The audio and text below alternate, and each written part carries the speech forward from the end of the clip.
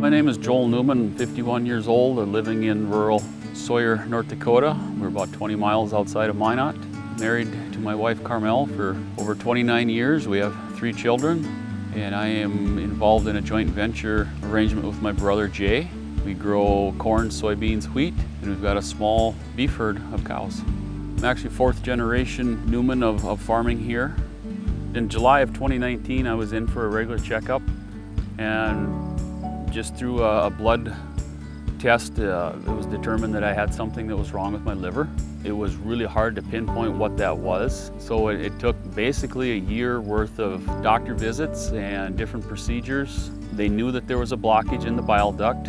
No one knew where it came from, why it was there. So on July 15th of 2020, I underwent a surgery in which they removed 60% of my liver to get rid of everything that showed disease.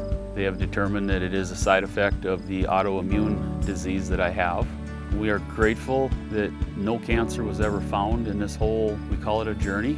And what I have, they feel is curable through infusion treatments that will start probably in the next month.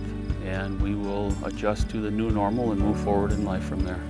I was referred to a surgical oncologist at the University of Minnesota.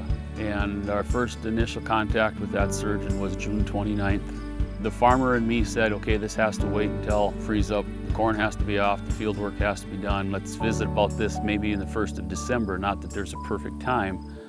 And he stressed very strongly that I don't think you have that much time, that we need to get on top of what this is.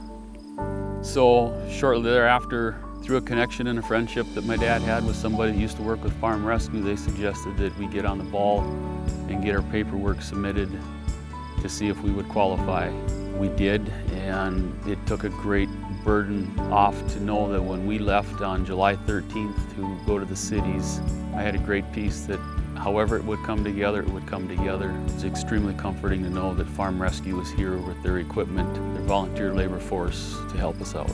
And I just had always thought, what a great organization, and what would prompt somebody to do such a thing. And here we are, we're in the midst of it. We've met several of the volunteers. It's amazing that they come from all over the United States. To know that whatever walk of life you came from, that you personally had some form of ties to a farm or something in your background to say, hey, I want to be a part of this, regardless of the miles that you drive or the days that you spend away from family.